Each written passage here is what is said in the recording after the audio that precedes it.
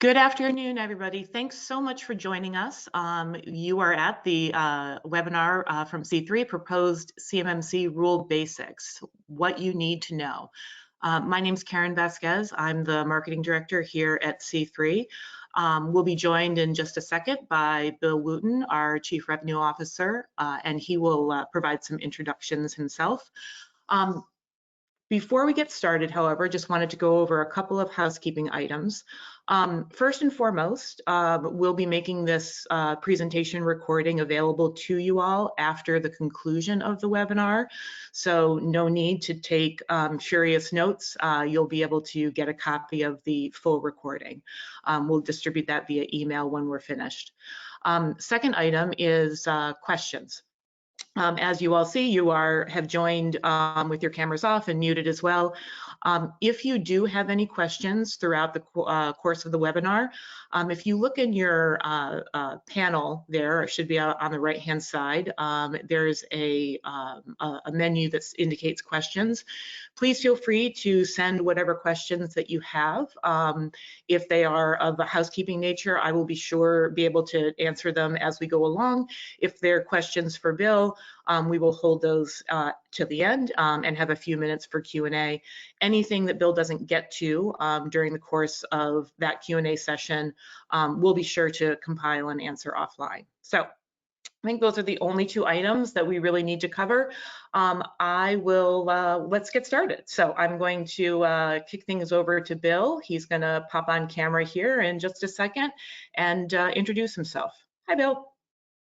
Good afternoon, everyone. My name is Bill Wootton. I'm Chief Revenue Officer of C3 Integrated Solutions. As an organization, we've been working with CMMC and prior to that, DFAR 7012 for about 7 years now. We have literally hundreds of clients that we work with in the defense industrial base. And thank you for taking a little bit of time out of your day to spend with me and spend with us and learn a little bit about CMMC and the rules that we go through.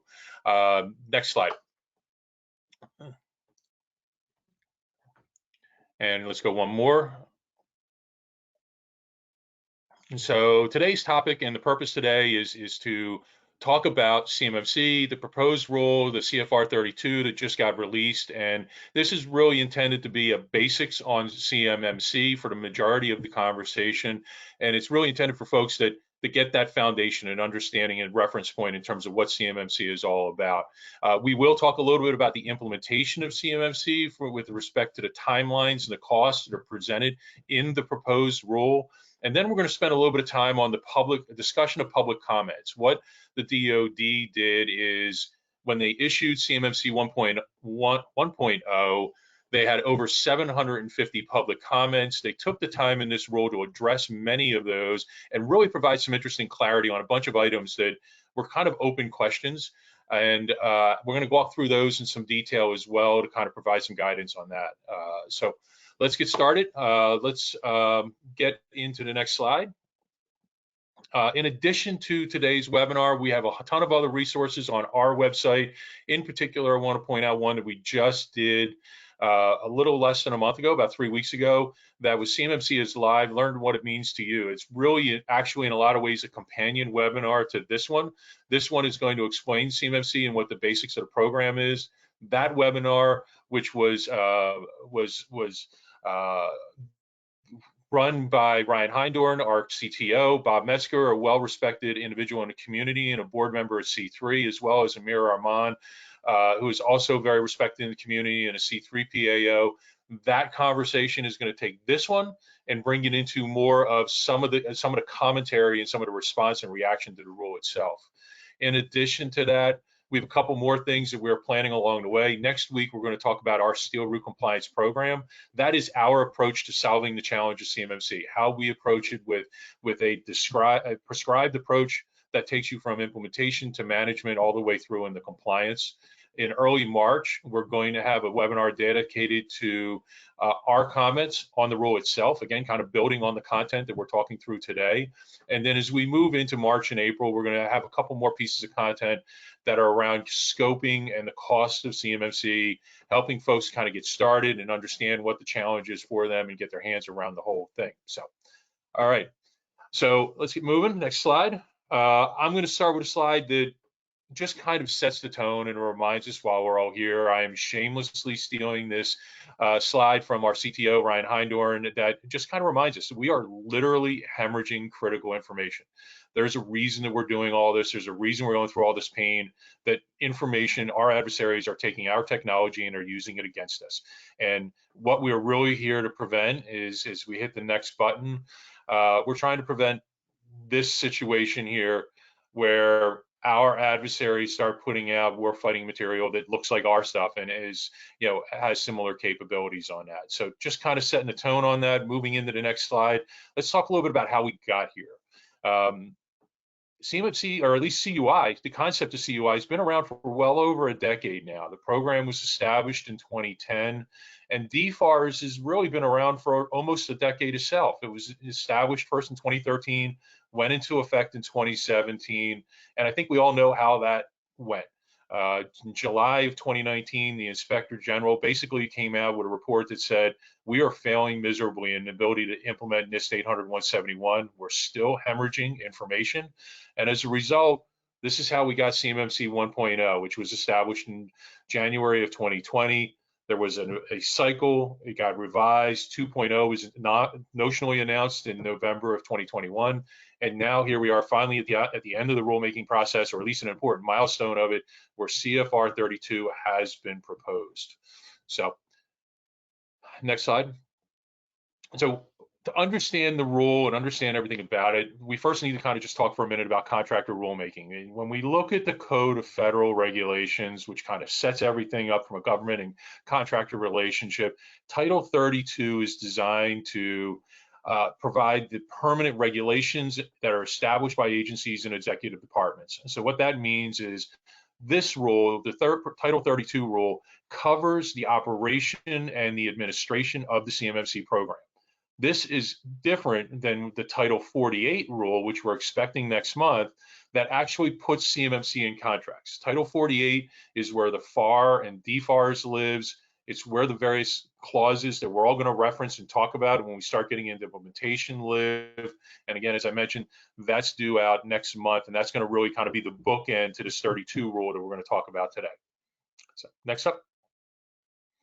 So Title 32 is here, and just to kind of set the tone, it is designed to protect CUI on contractor networks. There are 3 levels of it. As we click through on this slide itself, level 1 is about protecting federal contractor information. Level 2 is about protecting CUI. And then level 3 is about defending against advanced persistent threats. And we'll talk about what that means in a second as well. So every DoD contractor, which ranges, I've heard 220,000 all the way up to 300 plus. Every DoD contractor will face some form of CMMC requirements as a condition of contract award, whether you are a prime or whether you are a subcontractor and somewhere down the supply chain. So, next up. So as we look around the 3 levels of CMMC, and we're going to use this table to kind of set the tone, we're going to walk through every component of it, and then we'll come back to it as well. You can see going horizontally, there's level 1. There's 2 types of level 2. There's a self-certification, and there's going to be a third party. And then there's level 3, which is really the new requirement within CMMC that is kind of new for contractors themselves. At each stage, there's a different type of data protection, a contractual reference, a technical reference, and then the type of assessment. And now we'll walk through these all individually. I guess the first thing we should really talk about is what the data is that we're protecting. There's federal contract information, which is information that is not intended for public release. It's either provided or generated by the government to either develop or deliver a product or service to the government. This is effectively data that is in the contract itself. CUI has a much wider range of possible information that can be classified by CUI, but it's kind of notionally defined as the information the government creates or possesses, or that an entity creates or possesses on behalf of the government, that some form of a law or regulation or policy permits that government agency to put dissemination controls in. It does not include classified information. So as we look at the graphic on the next slide, we can see that we have public information and that CUI and FCI is separate. It's not intended for public release. And there are different, up until today, there are different measuring sticks on it. There's the FAR clause of 52.204, which we'll talk about for a while, and there's also NIST 800-171 as well. So next up. So let's define the levels of CMMC. Level 1 is all about protecting that federal contract information, that first layer, that information is in the contract itself. Now, contractors are already required to implement the requirements of FAR 52.204.21, which is essentially what level 1 is. The new requirement here is that contractors are going to be required to verify through a self-assessment, and they're going to have to report the results of that assessment in the SPRS system. With a high-ranking official of that contractor will need to do that attestation. With level 2, we're protecting CUI data. Now, contractors are already required to protect CUI data through DFARS 252.204-7012. What's new here is CMMC adds in either a self-assessment or a third-party assessment based on the contract type. Now, don't get excited about the self-assessment. They're projecting it to be somewhere around 5 to 8% of total contracts that are going to need level 2. So chances are, if you're going to deal with CUI, there's a 90+% chance you're going to have a contract that is going to require that third-party assessment. Now, there is an allowable POA&M or plan of action and milestones. We'll talk about that in a couple of slides, that there are certain times where you may have some leeway and a little bit of a grace period in order to get things done post-assessment. Level 3 is a completely new requirement. It's about defending against what's called advanced persistent threats. These are things that nation-state actors can perform, where they have more sophisticated, more robust capabilities and can be more persistent in the way they attack your environment. There are 24 controls that come out of NIST 800-172 that are part of this level 3. It is a completely new requirement. Level 2 is required as a prerequisite, and that assessment will actually be performed by the DoD. Okay. Now, talked a little bit about DFARS and FARS a little bit, and just kind of going into that for a second.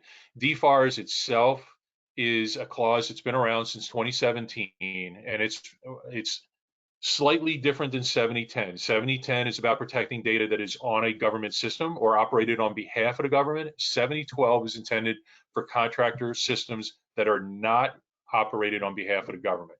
It requires contractors to provide adequate security for all covered contractor information systems that store, process, or transit CUI data. It mandates the implementation of NIST 800-171, and it requires cloud service providers to be FedRAMP moderate or equivalent. Additionally, there's what's called clauses C through G in 7012, which specifies certain cyber incident reporting, as well as related requirements around capturing and understanding what data was taken or possibly compromised. The FAR requirement, 52.204.21, includes 15 basic security requirements that can be mapped to NIST 800-171, but it's just a subset of it, but it does also apply to all federal contractors. Next up.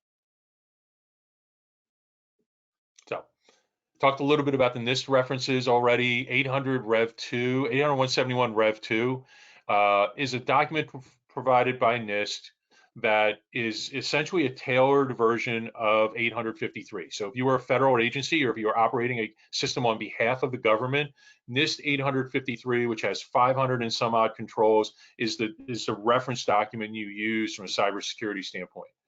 NIST 800-171 was designed to be a tailored version of it, and it was built to be basically filtered and tailored so that it applied directly to private industry and not necessarily government agencies. And those 110 controls are kind of the standard for what we measure against. It includes everything from background checks to cyber training to how you manage the access to your environments, how you manage devices, patch management, incident response, monitoring. All of those things are captured within 171. Now, the interesting thing here is 171 Rev 2 is hard-coded into the rule.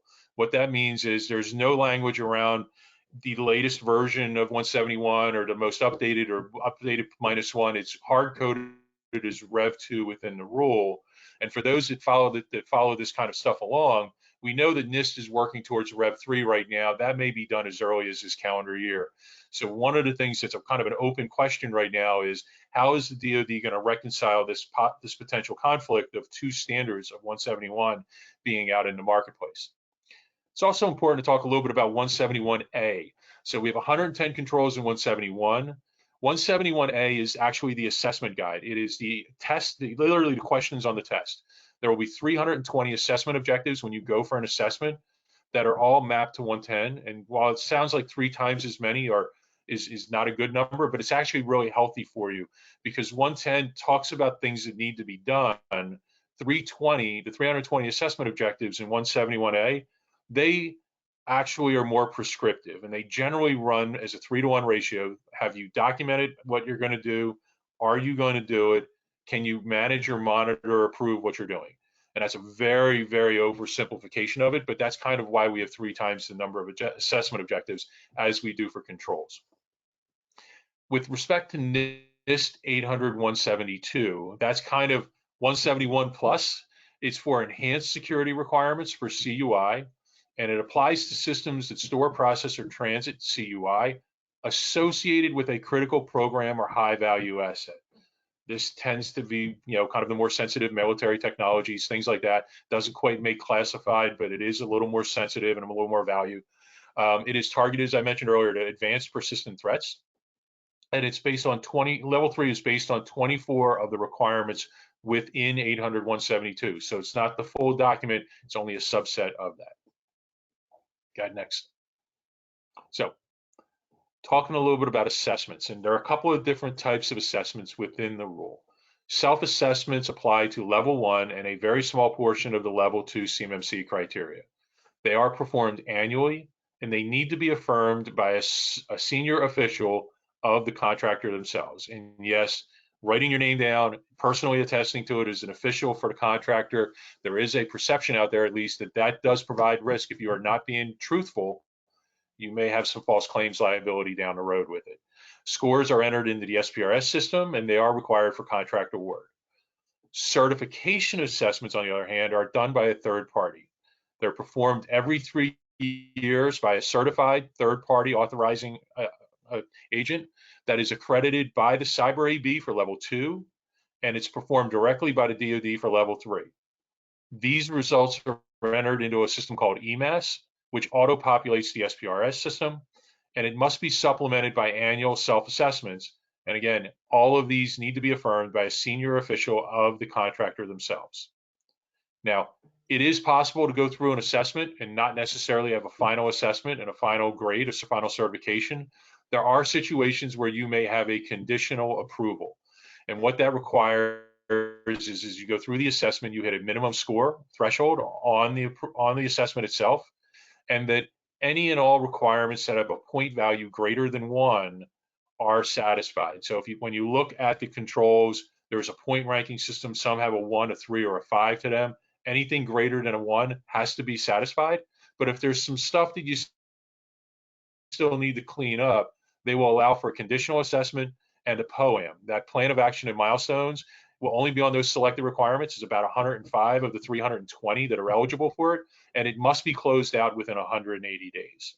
Now, there's also a little bit of a commentary around major changes within the rule itself. It's in the public comment response section, but it talks about the fact that assessments are for a defined scope. You have a certain amount of systems, you define a box, you talk about this is how I'm going to build a box around my compliance area and how I'm going to protect it and manage the compliance. But if that changes due to some sort of modification or an expansion, let's say, for example, you buy a company, there's a merger, and now all of a sudden you've got twice the footprint, or maybe an on-prem data center that you didn't have before. That could very well trigger the need for a new assessment and restart that 3-year clock. So next up. Okay. So I want to come back to the table here just to kind of wrap up the conversation around it. And with the definitions that we've talked about for each one of those, now you can kind of start to see how this all makes sense. With level 1, protecting FCI, the FAR reference with a self-assessment. Level 2, on the self-assessment being still CUI, still 7012, still 100-171, but a self-assessment. That's a very small percentage of the contracts. And then most of them are going to go through that third party, everything being the same, but the C3 PO is going to be the one that conducts the assessment. Level 3, which is going to be a very small percentage of contracts as well, I think it's in that 5 to 10% range, will also be protecting CUI, but stuff that is for more sensitive or high value programs, and that will be performed by the DoD itself. So I'm going to shift gears a little bit now, talk a little bit about the implementation that was discussed within the proposed rule, talk a little bit about timelines and a little bit about cost on there. And the first conversation, the first point that we want to talk about is how does CMMC actually get into a contract? Well, we have the Title 32 rule, the CFR 48, which is the one that we're expecting next month, is the one that's going to actually put it in contracts. It's going to more than likely, we expect it to be a revision of 7019. It may have some commentary on 12 or 20 or 21, but certainly 7019 is where CMMC 1.0 was, so we expect that to be there. Or my apologies, 7021 is where it was originally. That could come out as an interim final rule or a proposed final rule, the difference being how quickly it rolls into contracts. There's a lot of commentary, a lot of rumor, a lot of guessing, a lot of speculation on that. We won't know for a couple of weeks now until it comes out, but it will start to set the clock really officially in terms of when we expect to see CMMC in contracts themselves. We're presuming, there's a presumed alignment that CFR 32 and 48 will have some alignment and make sense between their timing and approvals as they go through the process. But there is a fair amount of ambiguity now as to when are we going to see it in contracts. We know for certain it's coming soon. Probably you'll see in the next slide with the timeline. But this is where a couple of spots in this area where that other webinar I talked about, the CMMC is Live webinar, really has some great discussion around that, and I'd really refer you to that area. One point that I would talk about, though, if you're trying to understand and trying to guess when will you need CMMC, one place to look is your renewals. If you have a contract that's maybe a 3-year contract with 2 option years for a renewal, start planning those out, mapping those out, and then as the timelines become more clear, you can overlay that with where those option years or renewals or recompetes come into play, and start to kind of understand when you're more than likely going to see it, at least in your existing contracts. Obviously, new solicitations, that's going to come out when the solicitation comes out itself. So this is a sample timeline, an expected timeline. Within the rule itself, they talk about a 4-phase implementation. The first phase, layering in self-assessments into applicable contracts. And based on kind of what we're looking at, the expectation is there'd be phase 1, then phase 2 would bring in the certification, the third-party assessments into new solicitations. And then when we get to phase 3, it'll start layering that in for option years and renewals in addition to new solicitations. We'll start doing the assessments for level 3 as well. And then by the time we get to phase 4, it'll be full implementation of CMMC in all contracts. Now, one of the only dates that's in the proposed rule is the October 26th date. So if you kind of back up a 1-year expected timeline from October 26th for phase 2, an additional 6 months for phase 1, now we're talking about seeing CMMC as early as March 2025 in terms of when at least CFR 32 envisions it coming out. CFR 48 may change that timeline, may actually accelerate it in some scenarios. So as you start to look through it and you recognize that my CMMC journey will more than likely be a 9+ and likely a 12-month more process, we're already bumping up on the edge of where you need to get started in order to be ready for phase 1. Next slide. Great. Just want to talk a little bit about numbers. There were some interesting numbers in the rule itself. Over 1.3 million contracts and orders are issued per year that include DFAR 7012, which gives you a pretty good indication of how many contracts and orders are probably going to have CMMC level 2 language in them, because DFAR 7012 and CMMC level 2 are fairly close together. There were over 30,000 unique awardees, meaning prime contractors, and it did that then propagate out throughout the entire supply chain. And the concentration of small businesses is also really relevant here.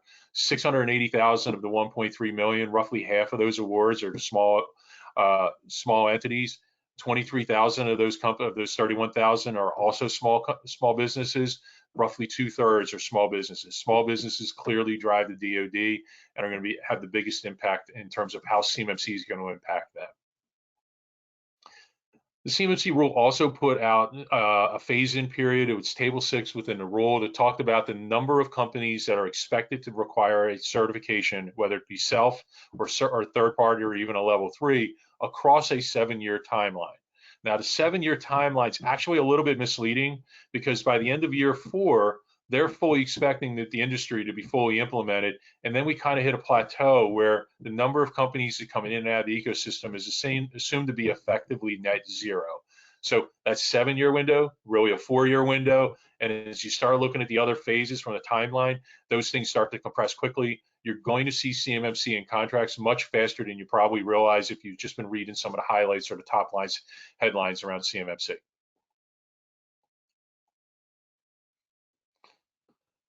There was a whole section, a lot of information, more than I'm going to be able to cover today, about the cost analysis itself. And this was really in response to the fact that there were a lot of comments that said that the cost estimates in CMMC 1.0 were just frankly too low.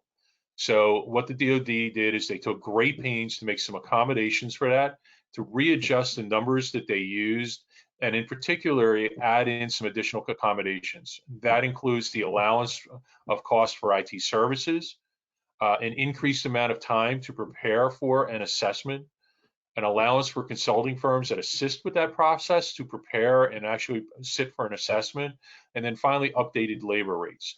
All of that meant that they reassessed and reset their numbers from a cost estimate standpoint on what it would actually cost for level 1, 2, and 3 assessment cycles.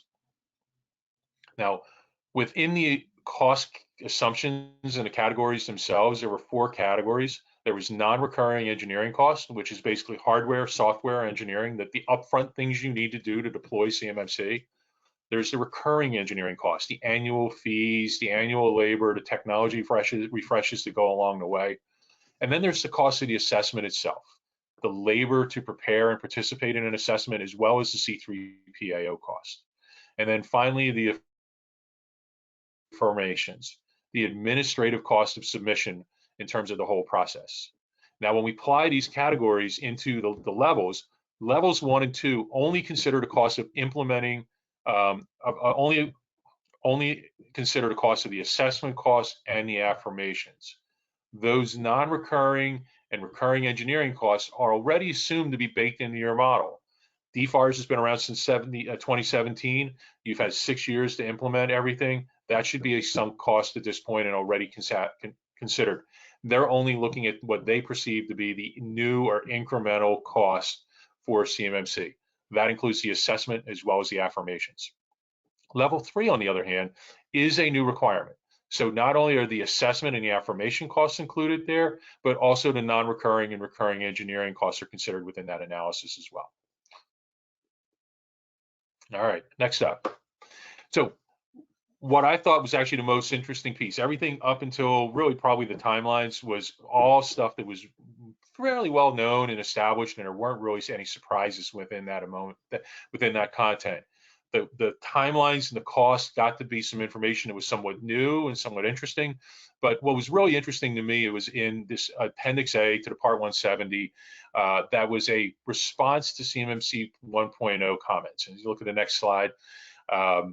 What they did is they actually went through all 750 comments. Your comments do get read, they are read, they are responded to, and they came back and they said, here's an opportunity that we can provide clarity in certain areas. They can address certain concerns, certain questions around the CMMC rule itself, and then also be used to kind of provide guidance in certain areas. And in a couple of cases, probably get out ahead of the anticipated pushback that they may expect from industry in certain segments of the market itself. So what we're going to do now is we're going to walk through a bunch of those, kind of talk through what each one of those means, provide a little bit of a translation to the language, and then kind of go from there.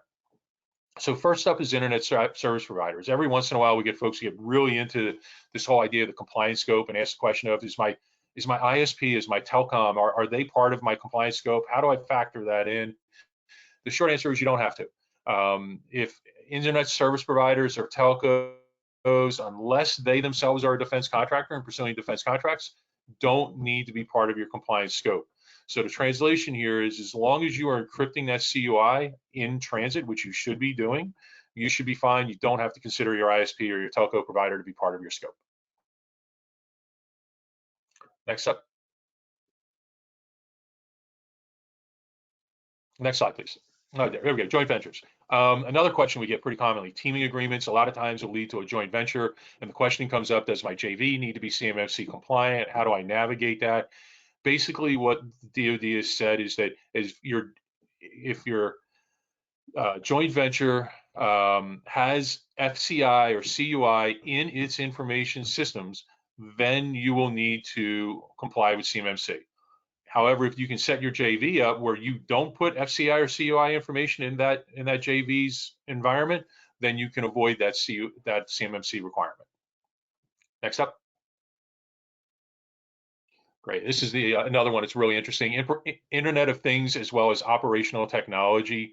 What the DoD has said here is that IoT and OT systems located within either a level 1 or level 2 assessment scope are not assessed. They get a pass. However, they do need to be documented within the SSP. Now, if you're doing a level 2 assessment and you're doing it as a precursor to level 3, then you do need to put those IoT and OT assets within the scope itself. And for level 3, a company's IoT or OT assets that are within scope are actually assessed within CMMC requirements. So as long as you're not going through level 3, you can exempt your IoT and OT systems, and you need to document them. You need to include them in your SSP, but they don't need to be assessed. Next up. Great. Another question we get fairly regularly is about government furnished equipment. For whatever reason, a contractor will be performing a contract, they'll be using GFE, and for some reason there won't be the ability to configure that equipment to NIST 800-171 Rev 2. Within that situation, it's GFE. It does not need to be, that does not need to comply with Rev 2, but additional protections such as physical or logical isolation may be used for risk mitigation in accordance with those specialized assets. Next up. Fundamental research, another one we get. A lot of times an organization will get a grant and they'll be doing some fundamental research. It may not apply to specific performance, but it's really truly research related. As long as that research is basic and applied research in science and engineering, and the results of which are ordinarily published and shared broadly within the scientific community, then that does not need to be part of the CUI scope. However, if your fundamental research is shared broadly, however, other research-related information that is provided or handled to the contractors as part of the contract, maybe FCI or CUI, it may trigger the application of CMMC requirements. So if part of your raw data or part of your information that you are looking at in terms of performing your research, if that data is FCI or CUI, it can then trigger the requirement in itself. Also, if the DoD determines the information handled by a contractor, let's go back one, Karen, wasn't quite done. If the information handled by the contractor is or will become FCI or CUI, then that information would be required to be processed or stored or transmitted on an information system that is compliant with CMMC. So if you're doing research in, applied metal technology or sensitive radar coatings, and it's still fundamental research, but it has a very specific military application that would be CUI, you should treat it as CUI as early on in the process as possible. Next up. Okay, foreign companies. Foreign companies are required to comply with all terms and conditions in our contract. That includes the terms and conditions related to cybersecurity, protection, and assessments. And this basically means whether you're a prime or a subcontractor, if you're a foreign company, you will be expected to still comply with CMMC regardless of your country of origin. Next up. JSBA being grandfathered. So within the commentary, they also talked about that, the NIST 800-171 Rev 2 assessments that are being done today that are known as the Joint Surveillance Voluntary Assessments, the DoD very much intends to allow qualified standards acceptance of high confidence assessments using that 800/171 Rev 2 bar as they're going to allow that in. However, the program requirements proposed in this rule will be implemented in the DFARS as needed, which may result in a change to current DoD solicitations and provisions. So basically, they fully intend to honor the JSVAs, but they're leaving a little wiggle room as they put out Rule 48 to be able to kind of customize that and be more specific and prescriptive about it. Next up. Okay. One other comment, a whole bunch of, we get so focused on CFR 32. There was a bunch of additional content that was released that really isn't getting much attention yet at this point. There were the scoping and assessment guides for level 1 and 2, as well as a scoping guide for level 3. There was also a hashing guide for CMMC. We're still digging through all of it. There's a lot of information in there, but generally it is consistent with what was accidentally released back in August. There weren't a ton of changes in there. There's a great webinar on our site that talks about that accidental release. And in general, most of that information is in alignment with what was released back in August briefly. So, next up. Great. So I'm going to transition over to next steps. The first and most important one, read the rule. It's 200 and some pages, which sounds like a lot. It's actually not as bad a read as that sounds, despite it being a government rule and it being 200 pages. There's some good information in there, that a lot of which we highlighted and covered in here. If you have intentions of commenting on the rule itself, we are in a public comment period. Those comments are due between now and February 26th. The ask, the plead, the begging is, don't just put a comment in to complain. Don't put a comment in to say this is stupid. Be constructive, recommend solutions. There's a lot of areas in this rule where there's still a lot of ambiguity. Offer options, offer recommendations. Hey, this would work better if we did X or Y or Z. That'll be much more constructive to the process. There are things that are going to need to get adjusted as this gets through the finalized component. Be part of this solution. And then the last piece is get started. If you've not started CMMC, you need to understand this is more than likely a 12-month process for you. Even our expedited deployments, we can get folks up and running and operational, but to get them assessment ready, it's going to be a 12-month cycle. And that assumes that you're invested and participating fully in that process itself. So it's really important that if you haven't done anything, get moving, start putting a plan in place, start putting a strategy in place. We can certainly help you with that as well. Karen, I think that's my last real slide. I think our next one gets into, just re-hitting the resources again. CMMC is live webinar. Again, takes this conversation, takes it to the next step, and allows a much more robust conversation about what some of the aspects of the rule means to individual contractors. Also, a lot of coverage on some areas that weren't particularly clear in the rule. So I highly recommend you go look at it. And then, of course, we've got our upcoming webinars. Our approach to solving the CMMC challenge is the Steel Route Compliance Program. That's going to be next week. You'll certainly have a chance to register for that. And then look for the content that's coming on right behind that. Our webinar around the comments that we're submitting, as well as the scoping and the cost of CMMC that we'll see over the next 30 to 60 days or so. All right. Great. Thanks, Bill. We do have a handful of questions, and we do have a few minutes to go over those. Just real quick, a reminder, I did get a couple of questions from folks about whether the presentation will be made available after we conclude, and yep, it will be. We'll be sending out the recording as soon as it's ready to go. Look for that in your email boxes. I would say, if not later this afternoon, then first thing tomorrow morning. So you will have that in hand. Okay, so Bill, we've got a couple of questions that came in during your discussion. First, this is a good one, something that you didn't cover. Are there any physical security requirements that CMMC lays out? And if so, what are those requirements? I suspect you will not be able to name all of them, but maybe talk a little bit about the physical security requirements as well. So there is an entire family within this 800/171 that is about physical security. That is where the physical security requirements are in there. What they're going to be looking for in a very broad sense is the fact that the area where physical CUI may be present, that you have the ability to lock it down and protect it. And within a couple of assessments I've seen in, they've looked for evidence that you have video monitoring, you have guest logs, you have the ability to secure the space itself, and you can prove all of those. So if there were a physical breach of your facility, you have the ability to determine what happened and what was captured. Great. Okay, thank you. Next question. How does CMMC affect CSPs that are hosting CUI data? Do they need to be CMMC level 2?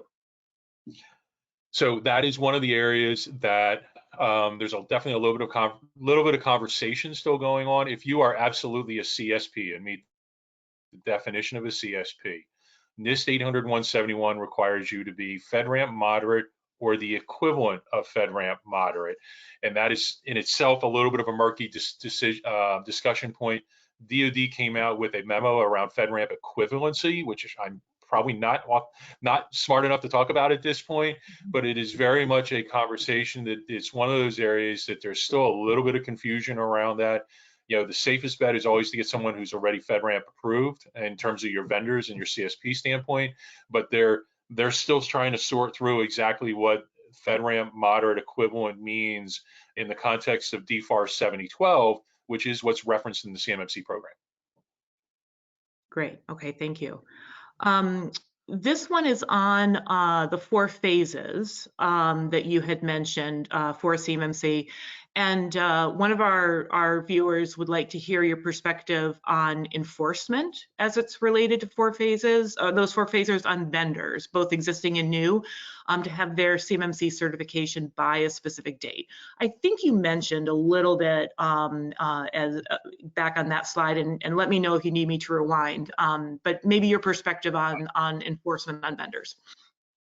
So we're still not really sure. Like they've outlined a timeline where they would like to see CMMC show up in contracts, whether that start with self-assessments and then on new solicitations and then on option years and renewals. And they're clearly signaling, here's a time frame, here's when you should be ready. There is a lot, if you read through the rule, there's a lot of ways to kind of, I don't want to say work the system, but make sure that you're not sacrificing an award for the fact that you know, the ecosystem is not ready to go through it. But that still needs to be kind of sorted out. There's going to be a lot of work in that space in terms of how do we get to a point where maybe an award is done by the conditional assessment, giving a contractor that 180-day window to get their act together. But this is moving along. Like there will be companies that probably, you know, at some point are going to have really hard conversations with them, you know, that are given conversations that are really hard that say, you've had plenty of time to go do this. You've had 2-3 years to go do it. You should be ready to do it. It all depends on when it starts kicking into timelines and how much flexibility the DoD gives program managers to adjust their rules and the requirements as things roll out.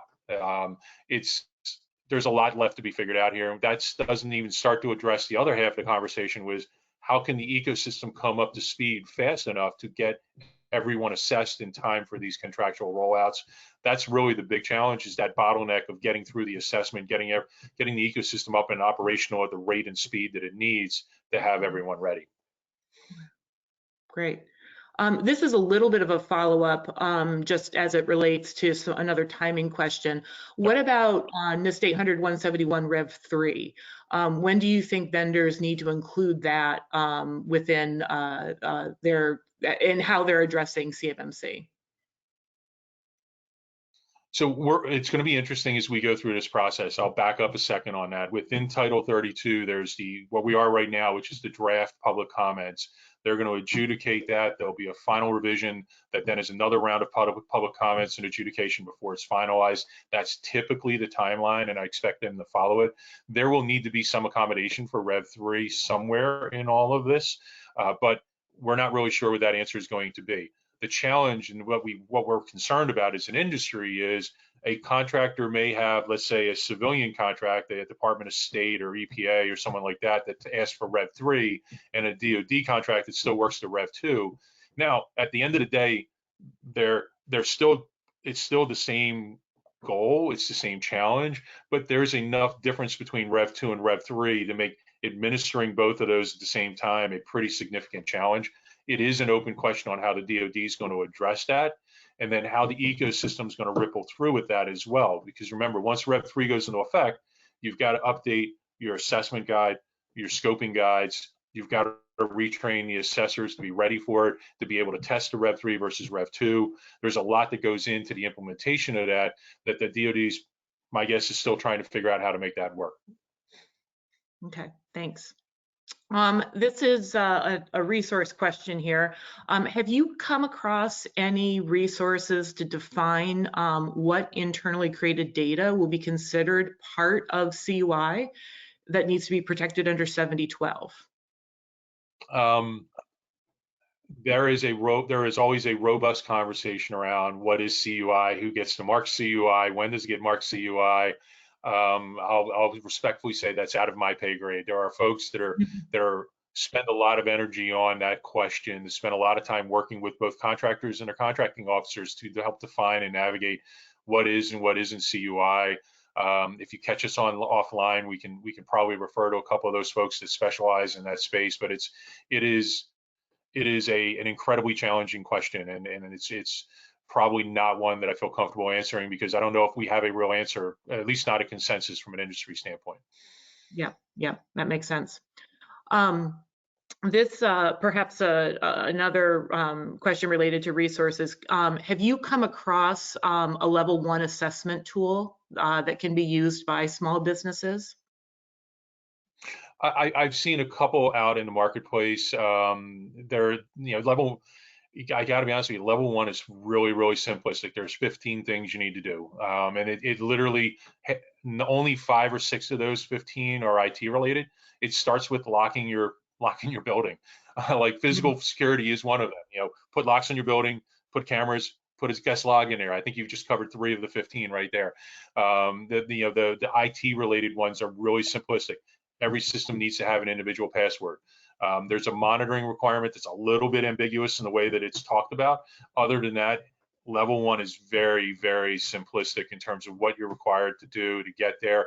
They should be things that you're doing, in the space of crawl, walk, and run. This is like rolling over on your belly. It's very, very basic from a requirement standpoint. Okay, great. I think we've got time for a couple more here. First one, is there any new information certification requirements for COTS products?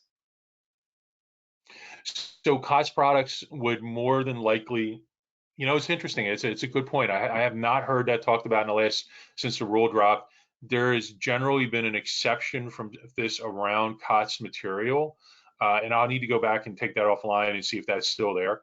So if you're buying something off the shelf and it's not CDI, it's not export controlled, it's not, some of the other things that could trigger it, does that qualify as CUI? And I think, taking an extreme example, if you're buying soda for the base, the contract might be FCI, but it's not going to be CUI in there. It's off the shelf. And I realize that's a pretty bad example, but trying to come up with something quick.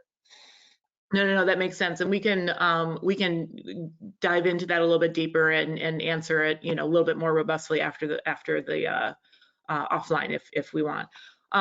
Okay, last question. This is a good one too, I think. Can prime contractors define the certification levels to their subs outside of the DoD requirements? Do primes have any ability to dictate what the requirements are for their subs? So the best tool that a prime has in order to dictate what those flow down requirements are is with the data that they share with them. If you are only sharing FCI data, then there's a reasonable expectation that you would only require a level 1 requirement from that contractor. If you are sharing, CUI data, then you are in effect flowing down that CUI requirement to that subcontractor. So that's the biggest tool that a prime has to be able to kind of manage who gets to see what type of information, and therefore what level that those folks are going to need to attest to. Okay, great. Well, I think that's about all of the time that we have for questions. Anything that we did not get to, we will make sure that we compile and answer offline. I have your names. They came in as part of the questions, and we'll be able to get back in touch with you. Just another reminder, next week, February 28th, we'll be hosting kind of a follow-on webinar to this, and that will be discussing our steel root compliance program. That's our prescriptive solution for CMMC compliance. Bill will be hosting that one as well. When I send out my follow-up email that will include the link to this presentation, I'll also include a link to register for that one as well. So you'll have both of those items right in your inbox, as I said before, if not today, then first thing tomorrow morning. Bill, any last thoughts before we wrap? I just want to again thank everyone for spending the hour with us and listening in on CMMC, for being interested in the program itself. I certainly encourage you to get, if you've not, get started. Start building that strategy, start building that plan to work your way through compliance. It takes time to get there. This is not a quick fix. I know there's some folks out there that might suggest that it is. It is not a quick fix. So you're going to have to put some energy and time into it. It's kind of getting late early. So once again, I thank everyone for joining us today. Great. Thank you, Bill. And thank you, everyone, for joining us. Hopefully, we'll see some of you next week. Great. Have a good afternoon. Bye-bye.